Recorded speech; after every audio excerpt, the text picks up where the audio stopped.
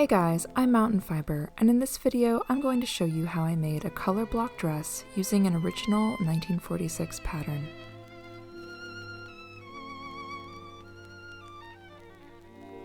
I was inspired by pattern illustrations like these, but wanted to go a little darker in my color scheme. I'm fancying this day dress pattern up a little by making it out of some black silk crepe de chine I had in my stash, with dark purple silk chiffon for the contrasting sleeves, which was lovely to look at, but horrible to work with. It's a perforated pattern and appears to be unused. Both kinds of silk were incredibly wibbly to cut out, and I did not enjoy the process whatsoever. I was also forced to cut the back bodice piece in two instead of on the fold, after playing and losing a game of fabric chicken. First order of business was sewing up the back bodice seam, and then it was time to consult the smeary, illegible, poorly printed instructions included with the pattern. I ran some gathering stitches along the top and bottom of the front bodice pieces, between the notches, and in two places along the bottom of the back bodice piece.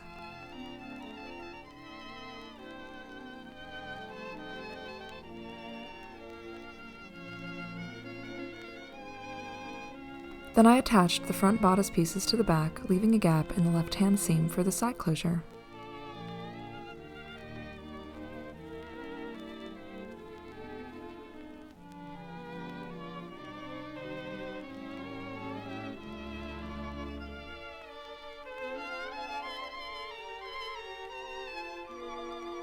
Then it was sleeve time. The instructions had me run some gathering stitches along the curve of the sleeve pieces, sew up the underarm seam, and then apply bias seam binding to finish the inside of the sleeve. I followed these instructions somewhat out of order. I attached some self-made bias tape to the hem of the sleeve, but instead of hiding it by turning it all the way in, I folded it in half and whip stitched it down to the wrong side to create some contrasting trim for the sleeves.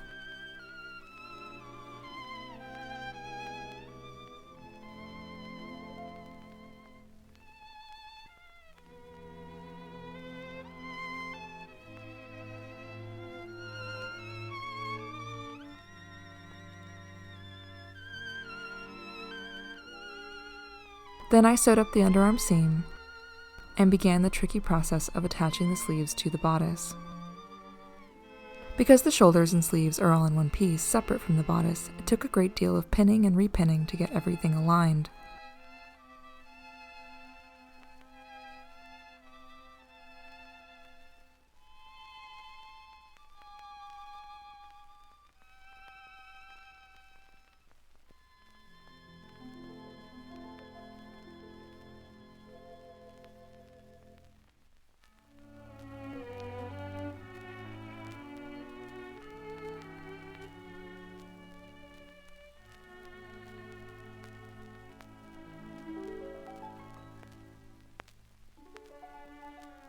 I clipped the curves and sewed the sleeve in, trying not to let the purple silk pucker as much as it wanted to.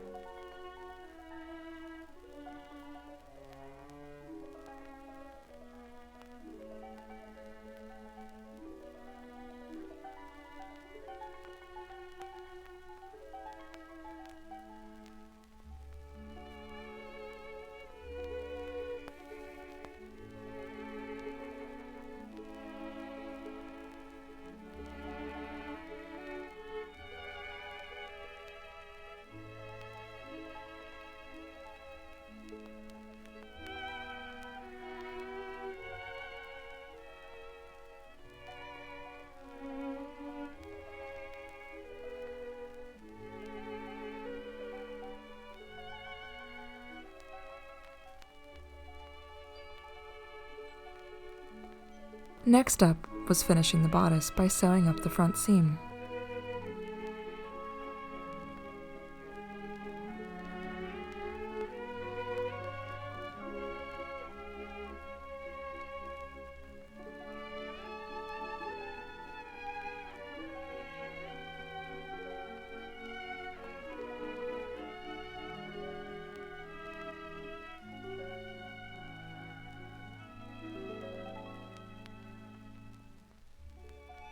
The neck facing initially gave me some problems because it was too short around the neck itself, which I only discovered after turning in the edges and finishing them.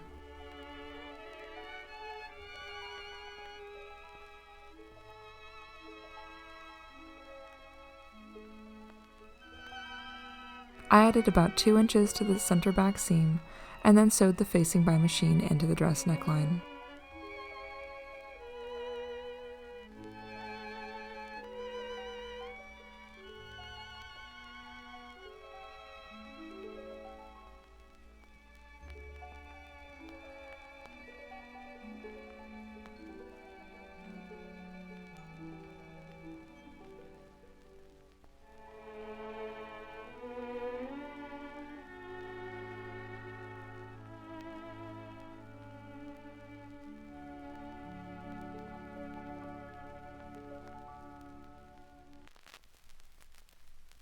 I folded the facing inwards and pressed it.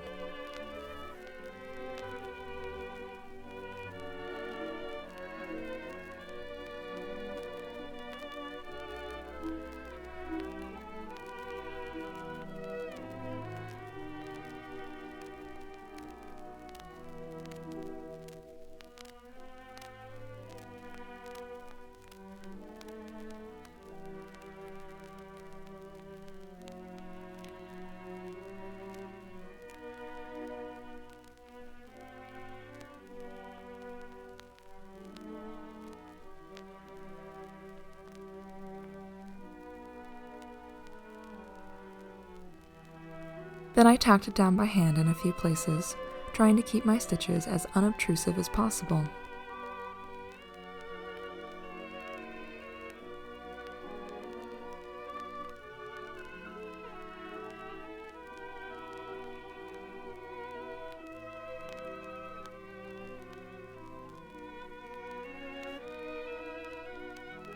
For the skirt, I joined together the front and back pieces.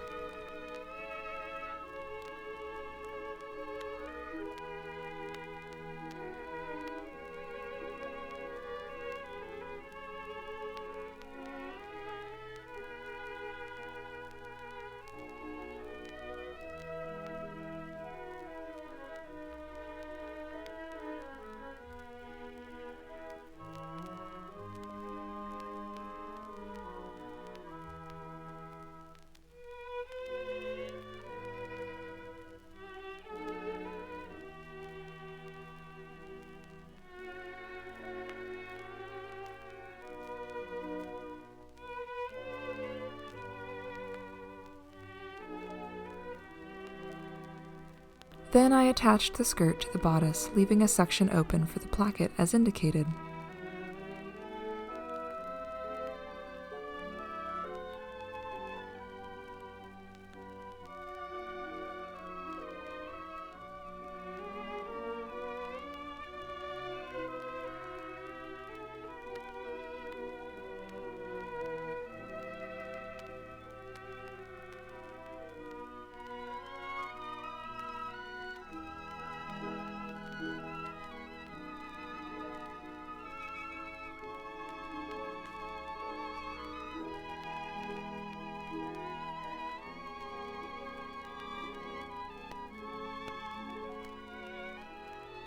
The pattern called for either a zipper or a hook and eye or snap closure, but since I was sewing from my stash and didn't have a zipper of the correct length, I went with hooks and eyes. The little diagram provided in the instructions was actually quite helpful for making the placket. I cut out 2 strips of silk, one 2 inches wide, the other 2 3/4, with the same length as the placket opening plus 1 inch.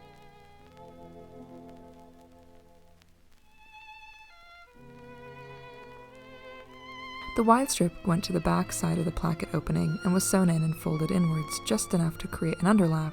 The narrower strip was sewn to the front side of the opening and folded inwards so that it was invisible from the outside of the garment. Both sides were then whip-stitched into place.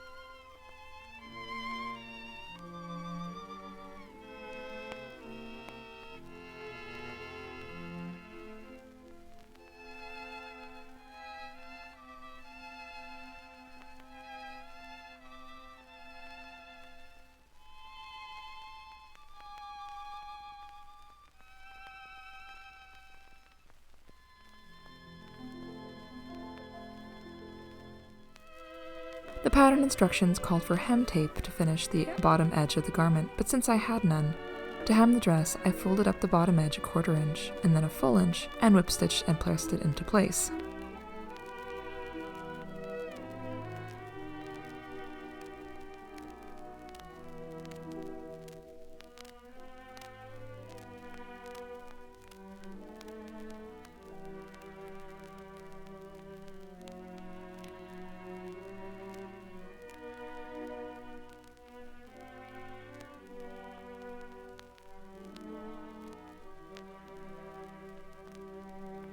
I made a very expedient belt out of 2 strips of the purple silk sewn together, turned out and then pressed, which took a lot longer than I was hoping.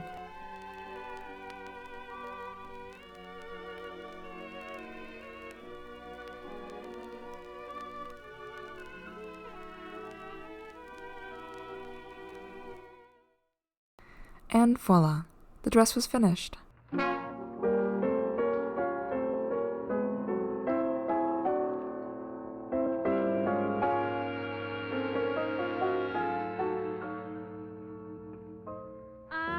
Ran around with my own little crowd, the usual laughs, not often but loud, and in the world that I knew, I didn't know about you.